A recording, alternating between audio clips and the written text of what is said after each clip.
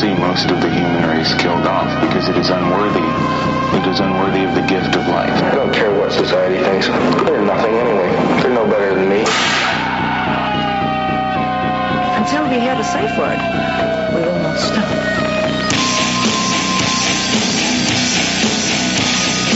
Have you ever thought what it would be like to see a person's head amputated? Think of things so horrible that the human mind cannot imagine them. See all this and more when you see on stage, in person, that crazy mix-up. I like being set apart from people. I like to be hated. Safe Word with Jason Rouse. Hey, this is Jason Rouse, and welcome to the Safe Word Podcast. My guest on the show today, Gina, Hyena. Hi. Welcome to the show, young lady. Thank you so much. Very happy to be here. We were talking about boots. See, now I have an accent. Do you hear my Canadian? Cause I do now because you say Canadian. Like Canadian, I'm leaning into it. Yeah. We were talking about school. Yes. And I'm not allowed back. They actually, I spent, I think my fourth year of high school, probably about 3 months into the semester, the last year. And when I say last year, that was the year that they asked me to leave. And the principal kind of laid out my academic career in front of me in paper. In fourth grade. In fourth grade. No, this is high school. Yeah. I picked up my diaper and I said, fuck this place. Right. I'm leaving. High school, I don't really count my, what do you call it in the U.S.? Like grades 1 to 9? Your elementary. Elementary. And then middle school and then high school. Yeah. Okay. So. What do you all call it? What do you all call it? You all. See, we don't say you all in Canada. I don't say it in New York either. I just started doing that because it sounds cute and I like manipulating people. It's Texan, right? Yeah. Y'all. Yeah. I actually started saying it, though, in New York because I used to bartend up there. Mm-hmm. And I, like, when people came in, I'd be like, oh, what do y'all want to drink? Because it just made me sound cute. And then people would be like, oh, my God, are you not from here? I'd be like, no, I'm just trying to get more tips. Yeah, exactly. Sound exotic enough for people to, like, treat you better than the locals. Absolutely. It's an interesting thing, though, right? It's like, who do you usually treat your friends the worst? I don't know. Maybe you don't. I treat everybody just fine. Do you? I think so. How do you do that? You know what? Where do you get the energy to treat everyone just fine? Well, if you had video on, you would see that I look fucking tormented right now because everybody comes at me because I treat them fine. Like, I literally had like 4 people hit me up this morning, like looking for a free therapy session. And that's why I look this drained. Like, it's not You're not puffy faced. Really, I feel like this is puffy for me. I look like an extra from Schindler's List. So yeah, always. Comparison. Thank you, you little bitch. How bad was school? But which side? Huh? How bad was school for me? Yeah, school was great for me. This is actually interesting. I'll bring this up from elementary school. Mm-hmm. I was in this program called the Reach program. I was in the Reach Around program in school. The janitor used to chain us up in the basement and then push a cardboard box. Anyway, go on with your happy little story. So it's absurd, actually. I like had anxiety as a child, but then like I would test into this program when I was 9, and they gave me it was like analogies, but they didn't explain to you what analogies were because you're fucking 9. So they were like, owl is to hoot as like whatever cow is to moo or some shit. But like they just like threw this in front of you and they were like, let's see if like this 9-year-old can figure it out, and like these logic problems. And so I was like in this program and there was like 5 of us and it was all like 6th graders and then like me, and they would give us like shit to problem solve with. So they would give us like huge papers about like firearm control, and then we had to sit in the library and try to like brainstorm how to solve problems like gun control in America. And I was 9, so it gave me like severe anxiety. It was just like I was pulled from class instead of doing like reading with the rest of the class. Maybe they were grooming you for some sort of military. That's what people say now, thing, right? Yeah, because I never really thought about it till later. Because I asked people when I was older, like, have you ever been in like this program? And they were like, no, but that sounds like government testing. Like, I remember they gave us like a bunch of articles, and they were like, this was back in probably like 1992. They were like, what if people had these cards that their paycheck went onto? And like, and it was pretty much like talking about debit cards and ATM cards. And they're like, what issues do you see coming up? And like, literally I was like 9, and you had to like brainstorm and be like, well, what if somebody stole it? And what if like this happened, this and that? Like, it was very strange. Like, I was intelligent, but it made me anxious, because then all night, like, I have insomnia, because all night since I was young, I'd be like, oh my God, like gun control, and like, what if people are like dying and stuff like that? Yeah. And the other kids in the class are playing in the sandbox. Yeah. And you're worrying about firearms. Yeah, it was insane. They're like going over all of these like issues, and I had to write like 8-page papers on them, and like write bibliography. So I had to like learn how to use an encyclopedia, because you didn't have like the internet to look shit up at the time. But yeah, I was so anxious with it. And I'm like, I thought about this earlier. I was like, me and my dad have a really good relationship, but he always had this mentality of like, well, you can just quit. Like, he was like, oh, you can just like quit. And I was like, you can do that, Dad? Right? Because like, the other kids are getting beat for not going to school. My dad encourages quitting. So is he a quitter? Or he's just like comfortable. So he's a really good person. If you don't like it, fuck it. Yeah. He was just like, find something better to do. He was more of, well, it seems like you're stressed out, and I don't want to see my daughter stressed out when she's 10. But it's like, there's some sort of regret there, because I'm like, I wonder what would have happened if, you know, I stayed in it and did shit like that. Ultimately, I have zero regrets, because I'd much be sitting here at this table than like working for the CIA. You say that now. Yeah, but I'm not saying if I'm not working for the CIA. Dun, dun, dun. Right? No, I don't think the way you're holding that plush toy under your arm, right. I don't think you're military. Yeah, you forgot to introduce your father. My dead father's named after your toy. Yeah. Brian. Are you happy? I'm crying now. I do like that there's no video, so they don't know what kind of toy we're talking about. It's a shag rug with a fleshlight stuffed into it. Right. Named after my dead father. Right. Fuck me, fuck you, old man. Right. It looks like an endangered species, but it also vibrates. Does that one? Maybe it's got Parkinson's. Right. Oh, wouldn't that be adorable? But like only like light Parkinson's. Well, you remember Tickle Me Elmo? Yeah. And he vibrated when you tickled him. Oh, yeah, he did. Whoopsie-daisy. What are we doing? You had 4 of them tied together under your bed. Do you know I actually Oh, God, here we go. I saw the way you closed your eyes for a minute. You went to visit that place, and then you came back to me, and I don't know if I want to hear about this. This is a family show. I guarantee it's so weird, because it looked like I was excited talking about vibrating, right? Whoa! Do you know the floor just got wet. I never masturbated until I was on a webcam. I never masturbated until I had a gun to my head. I was forced. Because you were so excited. I never masturbated until after I lost my virginity. Really? Yeah, now it's gross, right? Is it? Is that true? Totally true. So how fast was your first time then? You know what? It wasn't. Really? Yeah. That's crazy. Yeah. I'm a long distance runner, which has probably ruined a lot of my relationships. You know, some people, you know, personalities, some people want to get in and get out. It's multiple feedings. Yeah. Where I just fuck until your mouth is dry. Oh, you're like Sting. Like that one. Yeah. Except that one thing we all know about Sting. And he sucks his own dick before the show, I heard. Really? That's why he's doing all that yoga? I made that up. But any guy that... I'm like, wow. Sting is definitely blowing himself. Yeah, like that's why hypothetically and in real life. Yeah. Like... You want to hate him, though, but how much pussy... Sting is the former singer of the band... The Police. Yeah. You know, I actually do have a problem with Sting. Oh, God. Yeah, let me tell you this, because I just found this out like a month ago. And I used to love Sting. I used to play bass in high school, and I used to like be really into like good music. Yeah. And now I like shitty like SoundCloud rappers, because I think I love Juice WRLD because he's dead. And he wrote this song when he was 19. Have you ever heard the song Lucid Dreams? No. So this kid wrote this song when he was 19. SoundCloud rapper. Yeah. Okay.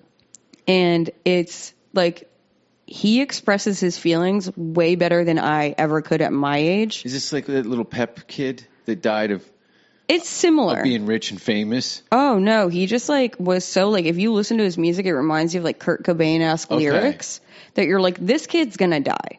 Yeah. And you're like, he's also expressing his emotions and like literally like, I'm not this good at it. Now, did he do the suicide or the drug overdose? Overdose. Oh, Yeah. classic. Right? Classic. Of course he did. But Pills. Here's my issue with Sting. So this kid wrote this song, which if you pull up the lyrics of Lucid Dreams, it's amazing. And he was 19 when he wrote it. There is one melody in the song is from a Sting song that's not even a hit single. Mm-hmm. And Sting heard it, and this was this kid's first big break. He got on the billboards from doing this and all this shit, this song. He didn't get sued by Sting for Sting sued him. copywriting? Sting sued him, and he took 80% of the profits. Yeah. Which I'm just like, Sting, you don't need it. Yeah. Well, that's the thing. It's not Sting. It's the people that work with Sting. Like, there was a British band that used a Rolling Stones loop, and they lost. It was a huge hit. Something Dark Symphony by one of those British rock bands. Everyone's screaming it while they're listening right now. Gotcha. But, yeah, they're like, motherfuckers. Yeah. They suck. You got They this suck. fucking bitch on talk about Juice WRLD and you can't remember a fucking can't. British band. They're shit, but the Rolling Stones took the entire money from all the songs. Isn't that like, it's just like, I can see, so I have an appreciation. I can see if you completely just copy something, right? Like that's awful. Like don't do that.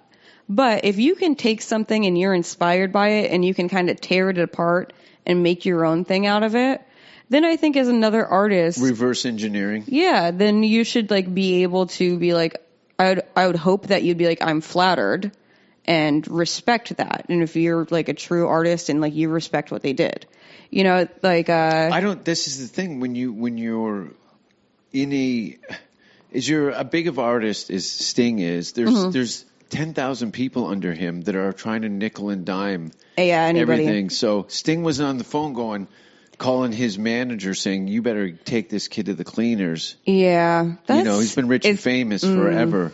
And yeah, it's just crazy. Like, because I think they did do interviews with him that he was like, yeah, I recognize that in my beat. But yeah, you're completely right. There's a ton of people now tied to Sting. That it's not like... The SoundCloud rapper kid probably has a couple of people that he works with. And a high school buddy that manages him. Yeah. And it's like, wow, this kid made it to the Billboard and he's this tortured soul. And then it's like, and there it all goes. But it's a sad story because then he like had albums and the kid was so talented that like he could freestyle for an hour straight. There's multiple videos of him. They just throw Eminem beats at him and he freestyles for an hour straight, nonstop. Really? He's good. So yeah, he's very talented. And it's so sad because his career just got off and he did a song with Eminem.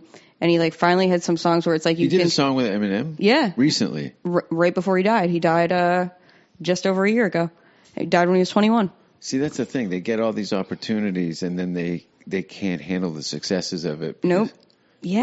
They off themselves. And I'm like, just right when, and it's like, but if you listen to it, you're like, this kid's going to die. It's almost like you can hear it in the lyrics. It's pretty fucking crazy.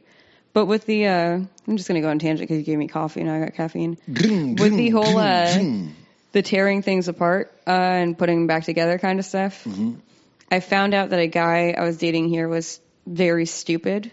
Because I dated a lot of really dumb jocks when I lived in Austin because there's a lot of former pro athletes that live here that are also like tech guys. It's like the worst inbreeding ever. You're like, oh, half tech guy, half fucking former jock. Like, you can imagine how stimulating those conversations are. So we went to go see Once Upon a Time in Hollywood. Have you seen it? I did. I actually went to both of those houses in L.A. That's awesome. To visit them, the Quentin Tarantino one and the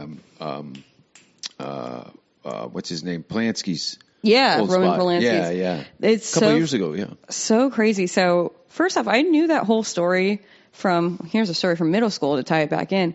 We had this one history teacher. I know like nothing about history except he would talk about the Sharon Tate story like every other day in school, and he would act it out, and he'd be like, yeah.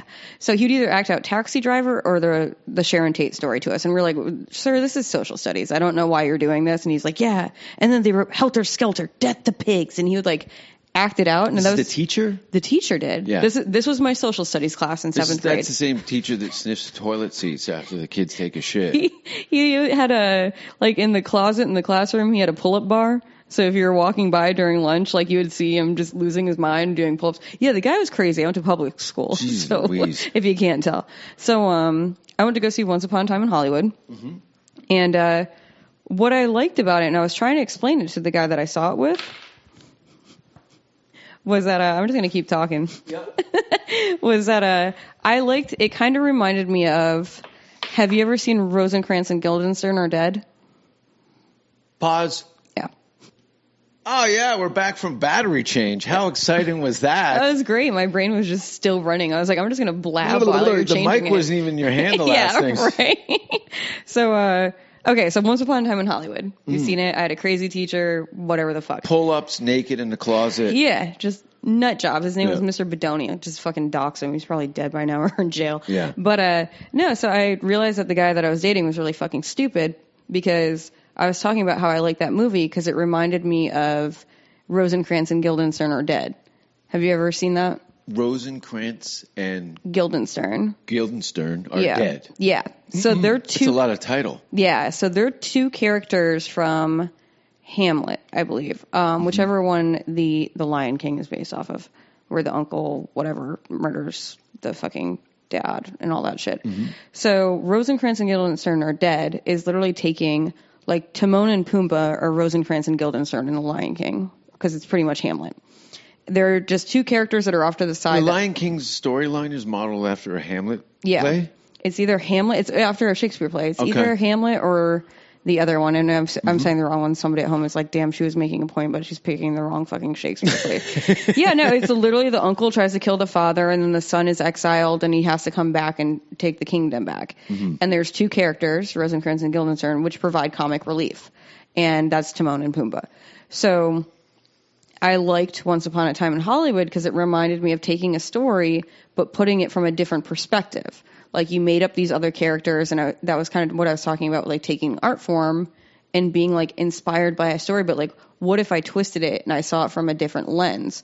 So I'm trying to explain this to the guy that I was dating at the time, and he was like, I don't know any of the words that just came out of your mouth. And I'm like, that's great. Just like, are you telling me you don't date cultured dudes?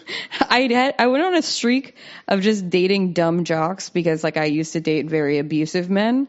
So I was like, oh, if I date the guy that's pretty much a golden retriever, then it's like safe. Now, what do you mean like abusive men? You're out on the first date, you get smacked, and then you're like, I think I like this guy? No, it's always like how you cook a lobster, like how you turn the heat up. Yeah. They hook you in with usually being like very overly attentive and being like, you're like, wow, I never met a person that like likes me this much and like opens doors, pays for everything, is like very like, and then they slowly pull, like they get everything out of you and then they slowly start throwing it in your face and then finding your weaknesses. Yep. And then pulling away from you and then it'll like escalate into like making you think you're crazy. And then it's more starts with emotional abuse. And then like, the first time that a guy ever hit me that I was dating that it was emotionally abusive for years, like I was like, oh, thank God I'm not crazy. Like I was like, now I have marks to prove that like he's actually doing this.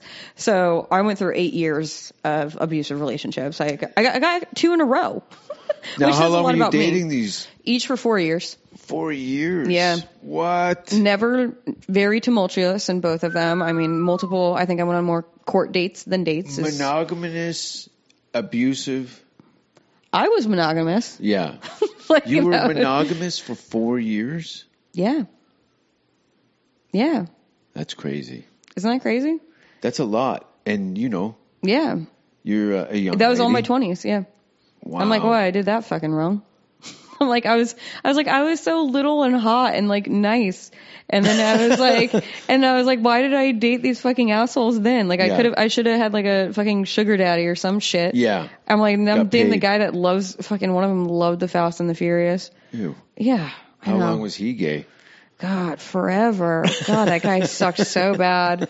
He literally had a Mustang group. And his cologne selections must have been epic. Oh, they were all cologne, please. It was all fucking Axe body spray. Yeah, Drakkar. Right. Like I was like, you're giving this man way too much credit. Yeah, no, those choices were mostly like my family was falling apart at the time. Yeah. And it was like, I had no tools to deal with it because my family was Disney World growing up. My parents are high school sweethearts that have never argued. My dad has never raised his voice at my mother. They're still together to this day. They get along so well. They're like the sweetest people, always really took care of us. And then at one point, my brother got his girlfriend pregnant in college, his first girlfriend. My brother's disgustingly smart. He's an engineer for Amazon. Not with his dick, apparently. No, I was like, at one point, he has 6 kids right now. At one point, I literally was like, you know where they're Still coming married? from? Yeah.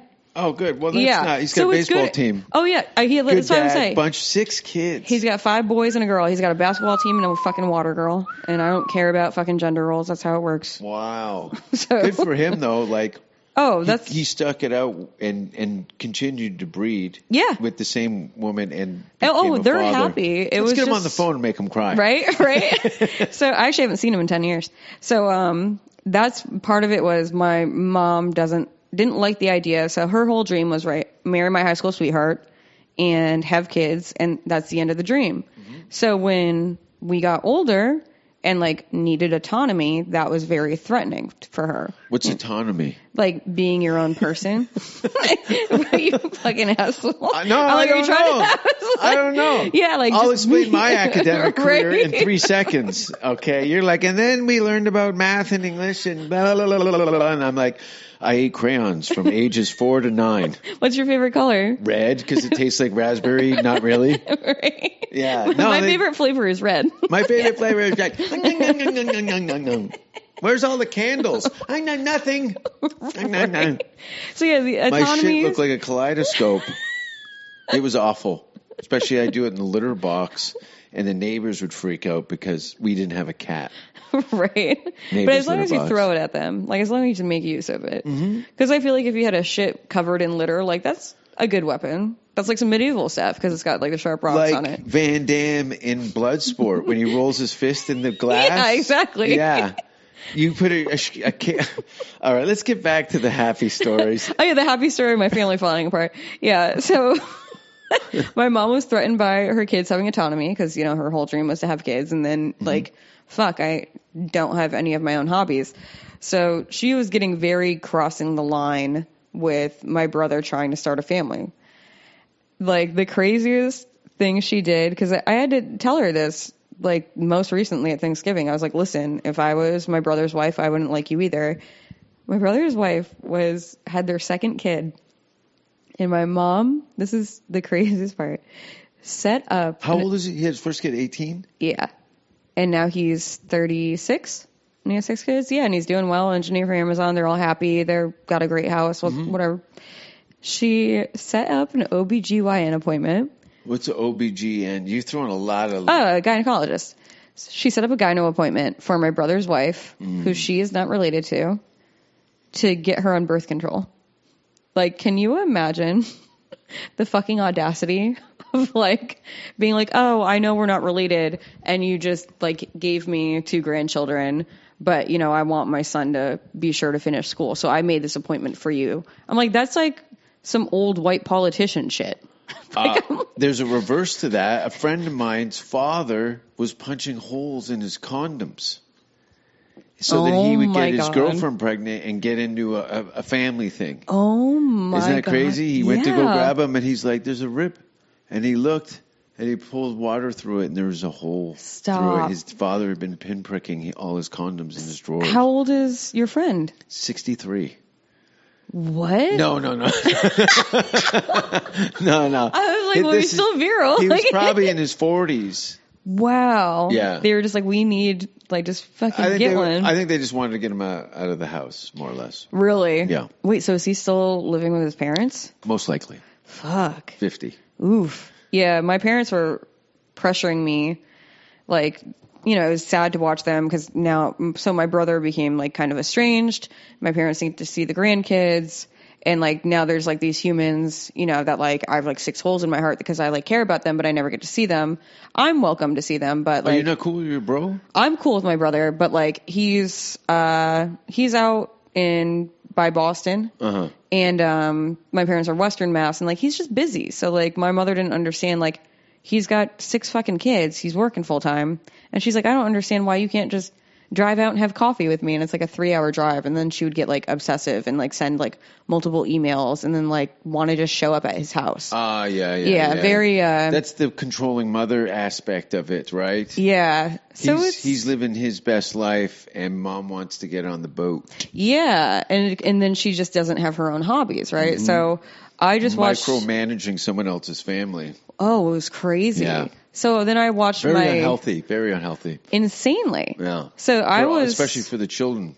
Oh yeah. Because now they're in this. Now they're in a team with their loved ones. Yeah. Grandma's like this. We got to do this. We can't talk about these things here. Yeah. And then when we're all together, it's kind of weird. So my brother set a boundary of like, I don't like until you're respectable of boundaries. Yeah. I don't want you around my family because you're controlling. Poisoning the soup. Boundaries aren't a thing for you. And it's just not, it's making my wife upset. And then like my wife yells at me and it's just too much. So all of this started happening when I was like 18, 19 when it first started. And like I said, I had no tools to deal with this because it was fucking Disney World until then. And at the same time, my cousin became a junkie, was stealing from my grandmother. She had fucking cancer. She ends up dying, and then my grandfather dies 2 years later. So a lot of junkies steal from grandma. Oh, and she had this fabulous fucking mink coat that like they were dead broke, my grandparents. But like my grandfather saved up and got her this mink coat, so she would wear it everywhere. And I was like, well, I obviously want that one day. She wanted that Elizabeth Taylor hand-me-down. And then she's like, she's showing up making like deviled eggs and like fucking like chicken salad with shitload of mayonnaise, like eating like white trash food, but in her mink coat. Cause like, I'm proud that we got this. So, he fucking stole that and sold that. He eventually burned down her house on accident because he left a fucking pipe lit. Yeah. And it's fucking all of this all happened. Crack? Is this in the 90s? Yeah, I think he just was trying to get his hands on whatever he could. Yeah. But he's heroin is his thing. Ooh, yeah. Go big or go home. Yeah, right? Like, so. Go for the top. All of this shit was happening, and I was like, fuck. So I meet this fucking dirtbag. This is how I ended up getting into abusive relationships, was I meet this dirtbag he's like, I hate my family, they don't understand me type of shit. And I'm like, he gets it. Like, he's from a broken family, and like, now I'm broken. And so like, he first like pulled all of that at me. And then was like, oh, I understand. Like, it's just us two against the world type of shit. And then that turns into like, I own you. Like, you don't get to have friends. Like, I very much have run into You're checking in with phone calls. Oh, yeah. Yeah. You're a hostage in your own life. Yeah. Oh, and then it became like, we moved in together very quickly because it was right when I was done with college. I didn't want to stay in my hometown because everybody's fucking dead from heroin. And so I moved to he said move to New York with me. It was fucking Ronkonkoma, Long Island, which is not in New York City. And then he would just leave me there alone. Yeah. All the time. You're a pet. You're a lap dog. Yeah. It was horrible. And then he would go into the city to work because he was a construction guy. Like, isn't this all very surprising that he worked construction? And was really big into the fucking Fast and the Furious. Yeah. Which means he had a Fast and the Furious poster. He couldn't be wrong because they're in movie 9 now. You know what's crazy? I was just talking about this. You know how they make all their money? Why they keep making those? They make a shitload of money in China. Those movies are really fucking big in China. Oh, yeah, because they love took, them over there. Chinese or Asian street racing gangs and then Americanized it and sold it back to them. Yeah, and China Vin Diesel. China's great on making clothes and, everything else, but they can't produce movies for some reason. Like, they can't, like, American style. Yeah, American. And they love them. They love Fast and the Furious movies over there. They're a huge market over there. It's very strange. But yeah, so that's how I ended up in those shit relationships. So then when I moved to Texas, I was like, I'm just gonna date dumb guys because they're not gonna manipulate me because they don't have the wherewithal to know how to. Like, they're not gonna know how to. Is it worth the stress? I don't understand. Like, just I don't even want to get into that. What's that? Oh God. The stress of dating a dumb person, or the stress of dating a psychopath? A and B. Yeah. You can go pick your poison. Dumb or like sharp, and but I don't know. I'm gonna die alone. Yeah, is what I'm getting at. Yeah, I think I'll have multiple people I date along the way that I Because it's hard to think about, like, one, I don't feel like I need anyone, which is a good place to be in.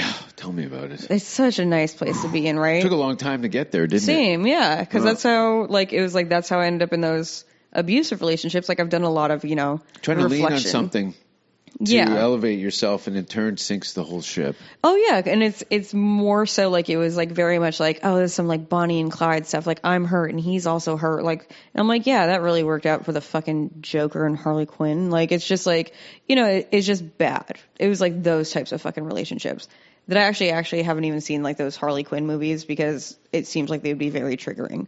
You think the Joker?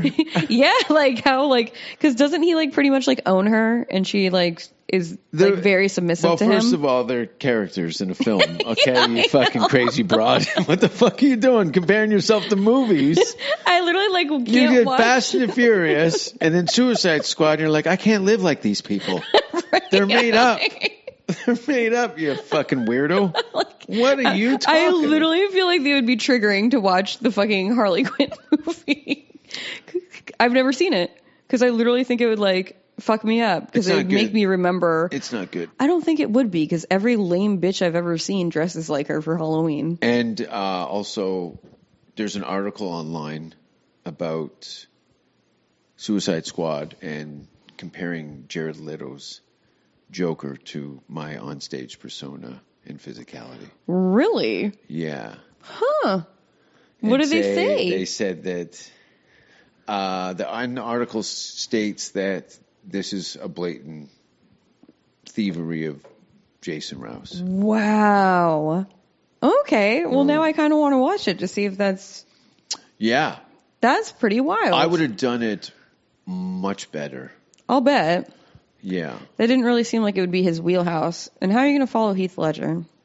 Oh, exactly. I wouldn't. That's the thing. Can you imagine even being offered that role? Like, that's the thing. Why would you even take it? Hey, look at Shrek. That was originally for Chris Farley. Was it really? Well, look at it. Think about it. Close your eyes. That's so true. That was Chris Farley's gig, and Mike Myers became it. Yeah. Wow, that makes a lot of God. Someone will take the job. Someone will. It's Hollywood. Someone will take the job. God. Yeah. I can't even. Because how long were you out in LA? 13 years. So you've seen and had to be around all of this stuff firsthand. I made the worst of it happen. Really? Yeah. No, I enjoyed it. I looked at it as I lived in a zoo for a decade. Yeah. I lived in a zoo with a bunch of exotic animals. Yeah. Now, I lived in Hollywood, which is not even a real place. It's not a real place. So it was, in the beginning, I took a lot of, I took it very personal. But after a while, I just didn't really look at them as people anymore. Did it feel empowering to do that? Totally. Okay. Because it separated myself from the retarded people. Yeah, that's fair. That's super fair. Because it's funny, I had thought about before Austin started blowing up more for comedy. I always thought, I was like, fuck, am I going to have to move to LA? Because I had already lived in New York for 10 years. And I was like kind of in this headspace that I've already lived in New York. Now I have sunshine. If I'm going to want to do bigger things in comedy, do I have to go to LA? And this was 3 years ago, to put this in perspective. But then I literally could not, it would have sucked so bad. I couldn't do it. You would have hated it. Yeah. You would have hated it. I already knew, because I couldn't stand. You would have been exhausted. Yeah. Emotionally. So, and it's funny, because it's like, there's certain things that I was like, it's tough. Because sometimes it's empowering to, I already knew I would hate it. I already knew I don't like vapid things. I also know that you're up for a good fight. Yeah. But I think the way I see it is sometimes it makes you feel very alone. Like, you can be walking around a place like that and you're like, I don't fit in here and nobody understands the way I think. But then sometimes that's empowering, because you're like, damn, I would rather be me than fit in here. Well, that's the thing. You've got a whole bunch of people that are trying to mirror successes. Yeah. So they're never really authentically themselves. No. So now you've got a bunch of weird vibrations with people trying to navigate things to elevate themselves in their careers. It sounds so scary. Every Uber driver, Starbucks, out-of-work actors, and everybody's got a headshot and a resume and a pitch. Oh, see, that's it. Yeah, I went out to California for one trip, and I remember because I'd thought about living there, and this was like many, many years ago. Actually, a guy. California's nice. Hollywood's fucked. So I had the worst experience there, and it was strange because I went to San Diego, which I heard is usually fucking great. And I was living in New York at the San time. Diego's gorgeous. It's beautiful. Gorgeous.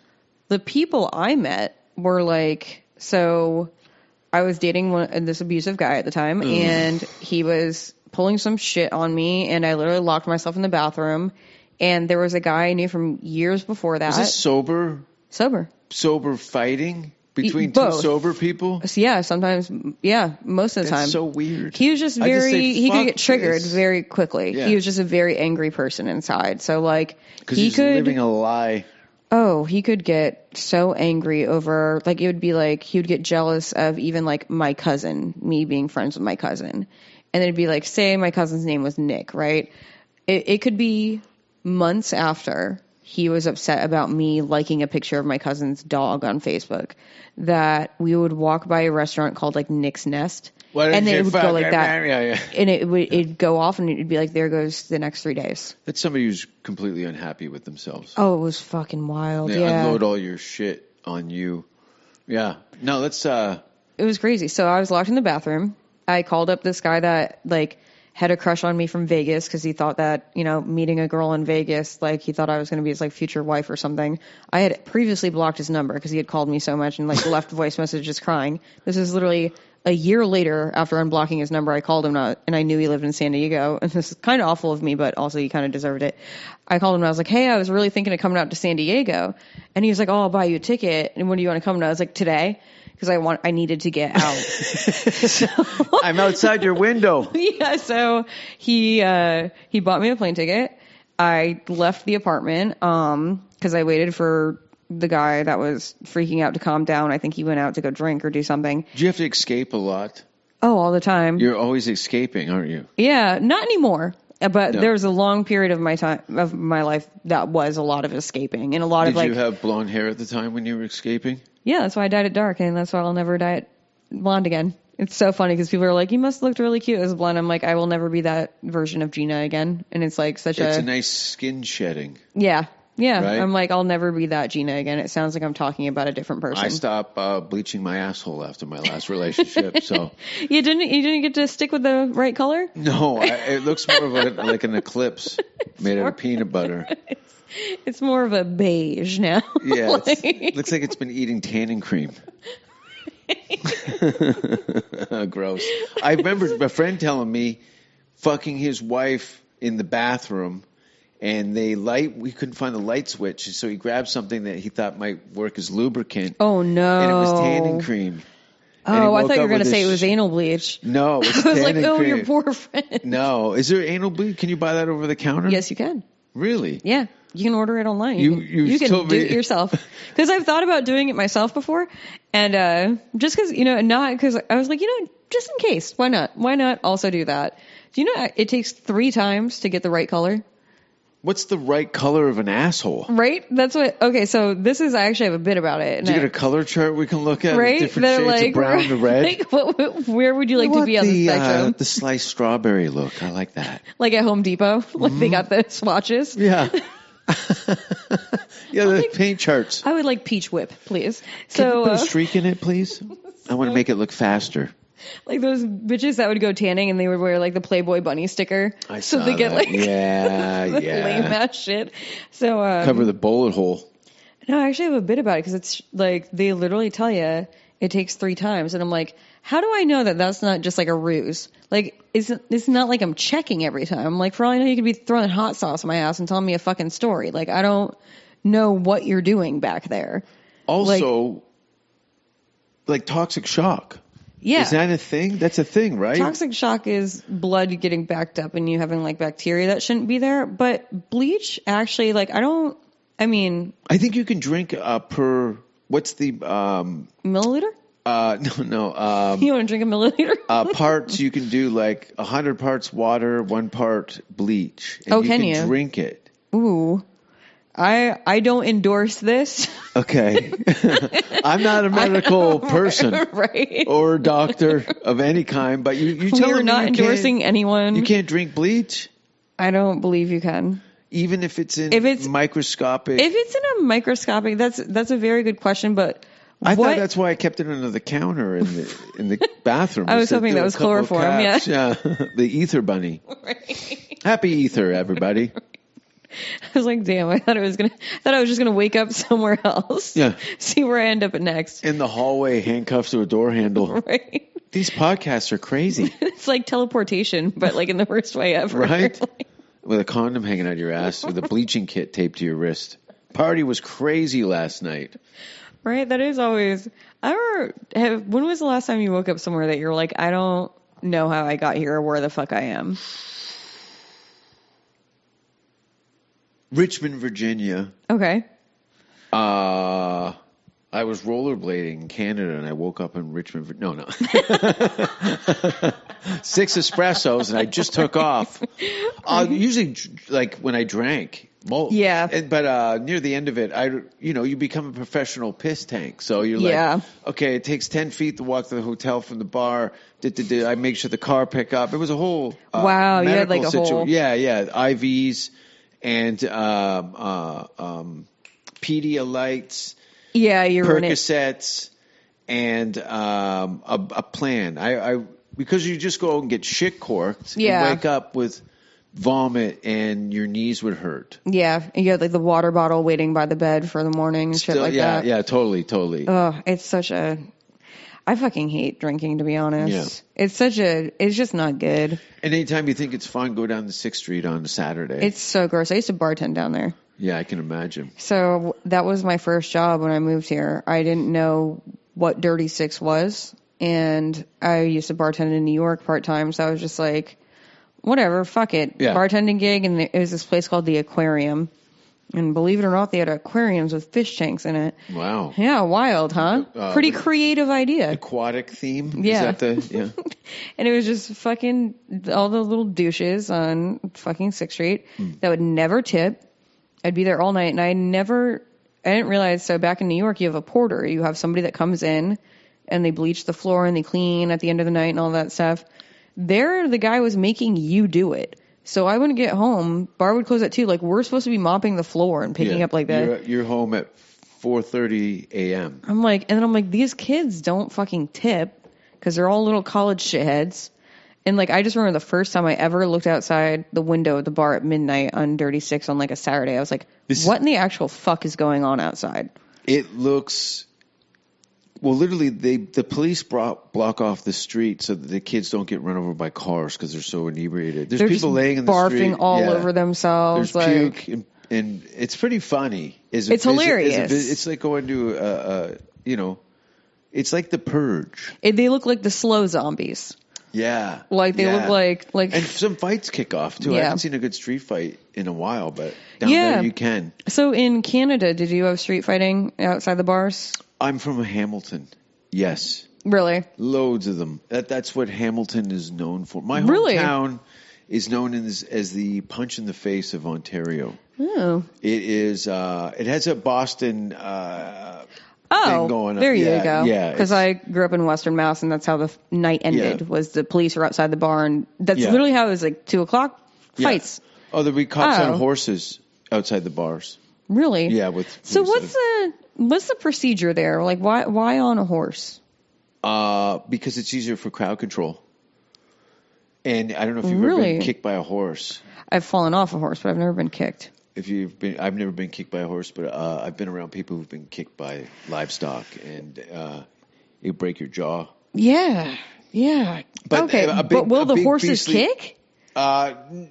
Yeah, if you slap them on the ass, they'll kick you right in the face. If you walk behind them, I know, too, and they don't know you're behind them, they get spooked and kicked. Totally. And it's a big beast. It's easier to push people around. How much would you pay to watch a drunk little douchebag get kicked by a horse? Oh, sometimes you just drag the douchebag behind the horse and just push him at the ass. Oh, my two fish. Oh. Yeah, no, there's It's like gorilla Jackass. Like the kids don't even know that they're on the new Jackass. We just make them do the things. there's videos of pregnant women in fistfights in downtown Hamilton. Oh my God. If you Google Gore Park Hamilton pregnant girl fighting, and you'll that see sounds this. Yeah, phenomenal. The baby's arm actually comes out and gets in on it, rips the girl's top off, and starts breastfeeding. God. Do Little it, mommy. fist coming Yeah. out. God. Placenta and a cord wrapped around his neck. God. You're not going to make it, Billy. The girl's getting fisted both ways. Whoa! So That's my daughter, goddammit. don't talk about my baby mama like that. Yeah, geez, Louise, cut the cord so the Billy can get out for a run. Right, That'd be Jesus. crazy. Right. You've been attacked by women for sure. I've been. Right? You've definitely been attacked by You've women. totally been attacked. I've had one chick. Grab your hair from behind? That's what it was, and you know it was. I started laughing because I was like, because I actually was. Did she have a fist of it? No, she did this. She pulled down. And the whole thing is, if somebody's pulling your hair, and if any girls are listening, if somebody's pulling your hair, you just lean into them. Like you go into their body. Yeah. So it doesn't hurt, and then you just knee them in the groin. Yeah. Like if you just lean into it, they don't think that you're gonna, like, you don't pull away from it. You charge at the person that's pulling your hair. Or like then you can get them against the wall or something. Yeah. So like the girl, Spoken like a true lady. Your mother's crying on the couch behind us. That's my little girl. she definitely will find a way to listen to this podcast. I've got her blocked already. She's been sending me harassing messages. Right. That shitty face girl I showed you, Right. that was from your mother.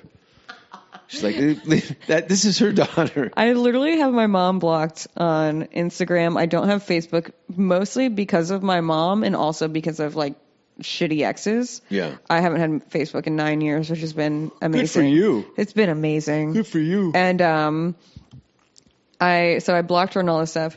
She'll make fake accounts to try to look at my stuff. Your mother. Yeah. And you haven't talked to her in 10 years? Oh, no, I haven't seen my brother in 10 years, but we Okay. get along. Yeah. No, I talked to my mom, but it's very much like I've tried last time at Thanksgiving that I was like, listen, like, I'm like my own person and you cannot like certain things I do, because I've done a podcast before where I was talking about how I used to work on a webcam and how I got fired from so I'm going to say She this can't into the even microphone. grasp that. Yeah, she can't grasp that. Yeah, I'm like, I was working in neurosurgeries. I worked on a webcam at night, and it was most of the time I was dressed and I was working out bits because men are that lonely that they would watch me be fully clothed and just talk into a camera.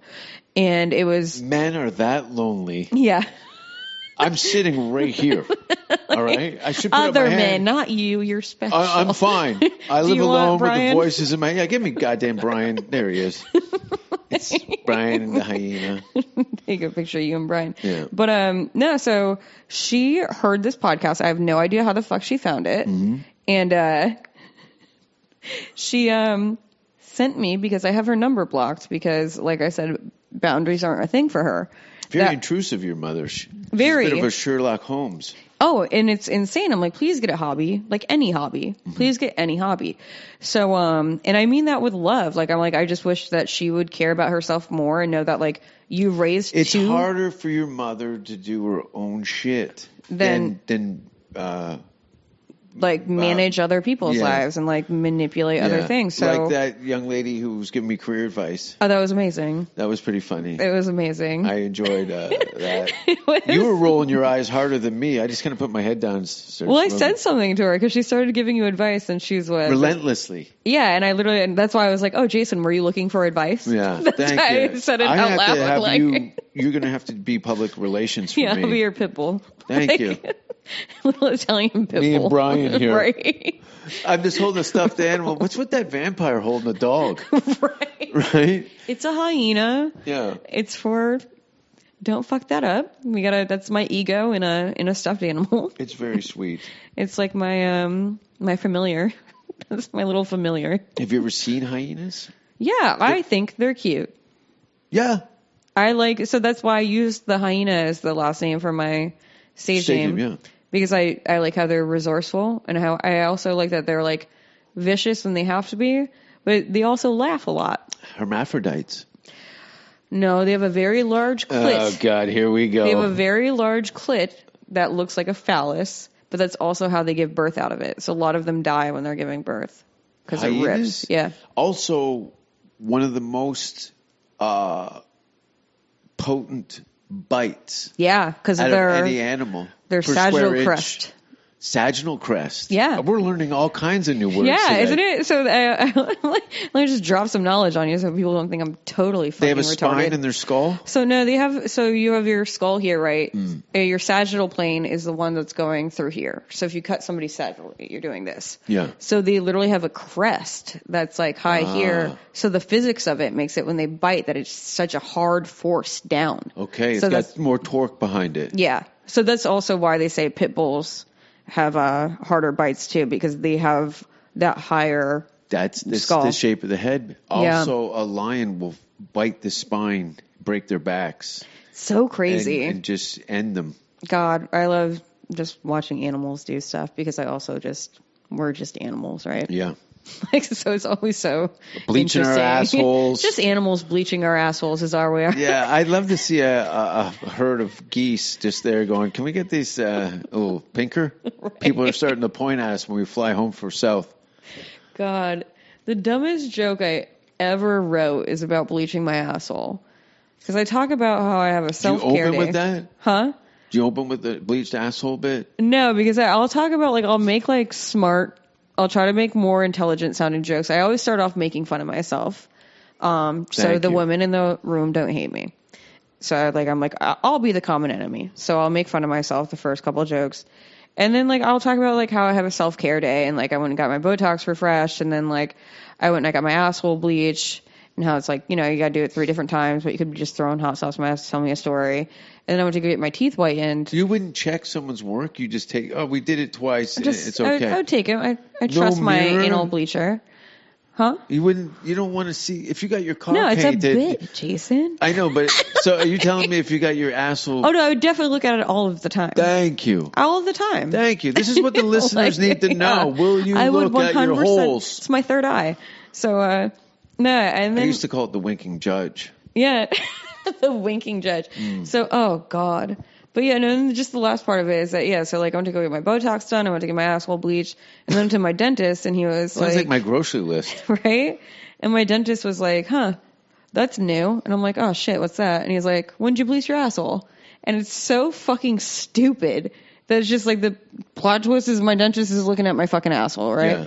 And the issue was that it was you. That was the only dentist that would actually check your cavities by having you in a handstand. Right, just looking at the wrong cavity. Yeah. So could you stop coughing on it? God. Oh, a lot of people have seen my asshole, and it's very much unbleached. Really? Yeah, I used to show everybody everything. Oh, yeah, you showed me that clip from one of your shows where you GG all into everybody. But I used to do a full spread and a log launch. Stop. I used to get people to hold hot dog buns. And prepare for that? Coffee. Oh, okay. I would eat like 11 Raisin Bran muffins. Would you really? And then a half a liter of olive oil. Were you like a regular at a bakery? Yeah, I was like, I got a party this weekend, guys. Are you telling me there's no brand? All right, throw some blueberry in there. I'm going to make them scream tonight. It's for my Bible study. if I don't show up with a shit cannon, I'm going to be laughed out of town. Right. Yeah, there was some preparation involved. Really? Yeah. How did you start doing like the physical comedy of like the being naked and shit and stuff like that? Because I know for a fact because I was the opposite. Okay. A large part of my life, I was very quiet, shy. That's kind of when you see me out. Mm-hmm. I'm not reaching for anybody. No. Ever. No, we literally started talking because I called myself a cunt. Totally. Yeah. And then when we were sitting, people could not help but come and sit around us. Yeah. And invade our conversation. It was very strange, right? Yeah. And it's just because they're boring. Yeah. They were like, oh, those two look like they're having a stimulating conversation. And then, I think I'll come pick at this. Yeah. It's that's why I left. Yeah, it I was just walked terrifying, out. I right? just walked out. But that happens. I get it. Some people are just curious about oddities. Yeah. You know, we're clearly, at a glance, a little more interesting than the average They're like, oh, bird. those two people that actually decided to dress themselves and seem to be engaged in an actual conversation, not about the weather or some fucking horse shit. It's a, I've spent the last 2 days here just decompressing, like we talked before. Yeah. Just like getting that out. That's why I like to go out with monsters, and it keeps all the riffraff away. That's fair. So you were very quiet. And then, so how did that transcend into you taking a shit on stage? Like, where's... Not on the that's stage. a big jump. Someone was laying down. Oh, okay. No, let me see. Yeah, so there was a point in my life, I think alcohol initially helped me open up the id aspect of it. Okay. To give me the false sense of confidence to do whatever the fuck I wanted. Okay. And that turned into a 5-year terror of my hometown, so much so that I ended Do you like the moving. shock, or what is it about the... I like the freedom in it. Oh, okay. I enjoy the freedom in it. I'm not specifically, and I have a style. You know, it's kind of funny. Yeah. As we're explaining these, a lot of these scatological stories and carnival-esque type escapades are legendary. Absolutely. And hilarious. Yeah. And I love chaos. Yeah, that's fair. I love it. It's not boring. And I like real legit screaming. Okay. Yeah, I love like terrified. Yeah. Of like, so you like when your audience is like, holy shit. You remember Freddy Krueger? Yeah. He fed off of the screams. Yeah. Okay. Well, that was because I've screamed a lot as a child. So now I make the world scream. Okay. Can you remember anything that happened to you when you were like 1.5 or like 2 years old? I think my earliest memory is probably when I was 4. Okay. And that was terrifying. Really? Yeah. Do you want to share it? I told you, and I've discussed it before, but I don't want to go down that road okay. right now. Yeah, I know, because it's just like a very Freudian thing that typically people that are like very anal retentive or like that are into like the scaring people, like anything with like scatological things, usually something happened to them during the time when they were learning to toilet train. Probably. Yeah. I don't think toilet training was an issue. It was more or less the terror that I was subjected to. Yeah. As a child. Uh-huh. I repackaged it. Yeah. And sent it out to the world. Yeah. So now you're in charge. I took control over my own pain. Yeah, that's amazing. And unloaded it. And some people appreciate it and some people don't. But I sell a lot of tickets. So. Yeah. Hey, so. It works. It works. Isn't that wonderful when like it's like that's something that's very deep to you, and like it truly makes you like happy to express it, and then people are like, I'm into this. Yeah. That's amazing. And because it's an outlet of my past, sometimes it attracts people. Yeah, I know.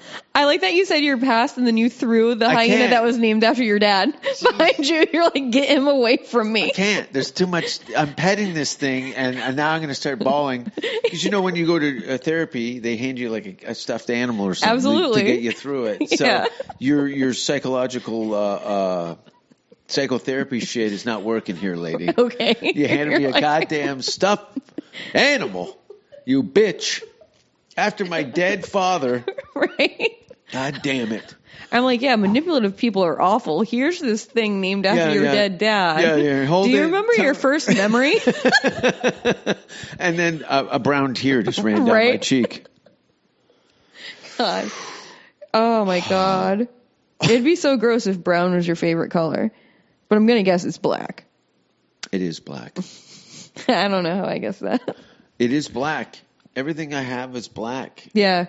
That's why all of my clothes, except for because this past photo shoot, I did a very pastel photo shoot. It was out of character for me, but everything else is black. And that's what, like, when you have to like feel your clothes to figure out which ones. Yeah, texture. Yeah, I'm a texture person. Yeah. You have to figure out what's what from feeling it. And traveling and stuff, I haven't worn any clothes with color in probably like 20 years or something. There was a period in my life where I think when I first started doing stand-up, I was like, okay, I got to kind of be normal-ish. Okay. So I started wearing colors and things, and then I just said, I'm not comfortable with this. They try to get me to wear a suit on, and if I was doing a TV show, you got to wear a suit. Somebody tried to get you to wear a suit. I've on worn TV? suits. Did you get like an all black suit, or have you found a suit that like you liked? I did have a black suit on one show, but the first one was a navy thin pinstripe. Oh yeah, you would suit. look like if you wore that. I would think you were wearing a Halloween costume. Totally. I'd be like, what are you trying to pull over right now? I had a photo shoot, and then I went to the Comedy Store, and no one recognized me. Yeah, I'll bet. They didn't recognize me. I had to go up to Red Band. I go, it's Jason. He's like, holy shit. He goes, don't ever wear that again. I go, I know, it's fucking weird, right? Yeah. I don't like it. Yeah, if I came in here and you had like a green Ralph Lauren polo shirt on or something, I'd be like, I'm sorry, I'm in like the wrong apartment. But I wear a fitted, tailored suit. Yeah. I'm not against that. You know. Yeah, no, there's something. Yeah. A nice suit. You got to do it right. I was trying to get Hugo Boss to hook me up for a while in England, and they had a kind of secondary fashion line. And I was like, if you're gonna do suit, you gotta wear the right suits. Yeah. Consistently. You can't have a slouchy. You gotta set your wardrobe up tight, like American Psycho style. Absolutely. Yeah. No, a tailored suit, like they're always so attractive. And can you imagine anybody that like we saw the other night, like if any of them ever tried to buy a suit, it would look like a kid borrowing their dad's like clothes. Like it would look obnoxious. John Wick brought the suit back, right? Oh yeah. Canadian, by the way. Yeah. Amazing person. Kicked out of theater school in Toronto. Really? Really? I know. Didn't his sister and his wife die? Possibly. I don't know. I haven't really gone into it, but I know Keanu Reeves is like an amazing person because I think his sister died the same year his first wife died, and he lost somebody else, and like he was like a very broken person. And now that's why he's just like a very kind person. He was dating an older lady. Is that the one who died? No, he's dating an older person now, but for like 7 years he didn't date anybody after he lost. Can you imagine being an old broad? And that bad Keanu Reeves. Yeah. And she's I gotta go fuck. Yeah. John Wick. Yeah. Good for her. Yeah. I just like, if you go down a rabbit hole of like what made him into like a creative person, I have literally a ride here to go to dinner right now. I think we're past an hour. Damn it. I like talking to you. I like talking to you too. Damn it. Because you're not living here. You're on a schedule. Yeah. And, we're going to wrap this up so you can deal with your my sushi life date. Yeah. Yeah. Where can people find you? We've been all over the place. Right? We really have. Yeah. My Instagram is eggs in hot sauce. Eggs, the letter N, hot sauce. Mm-hmm. And you can also find me at GinaHyenaComedy.com. Well, we're going to call this part 1, Gina. Yeah, absolutely. Okay, because I have a sneaking suspicion we're going to have another conversation. Yes. And maybe even follow a story for more than 3 minutes. Right? Like at one point you'll learn any full thought about us. No. Most of the people haven't even made it to the end of this because they're like, these squirrels are nuts. Thanks for being on the show, Gina. Thank you for having me. It was my pleasure. You're the best. Thanks. And go to jasonrouse.com. Big show July 1st at the Vulcan Theater here in Austin, Texas. Jason Rouse and the Young Canadians. We got Ron Jossel, George Perez, and a bunch of special guests that I can't announce until we get closer to the show. You never know who's going to show up. Come and check out my shows. Follow me on all my social media, Jason Rouse 666. And it's Easter, isn't it? Ishtar, let's say. Ishtar? Yeah. Bye, Jesus. Bye.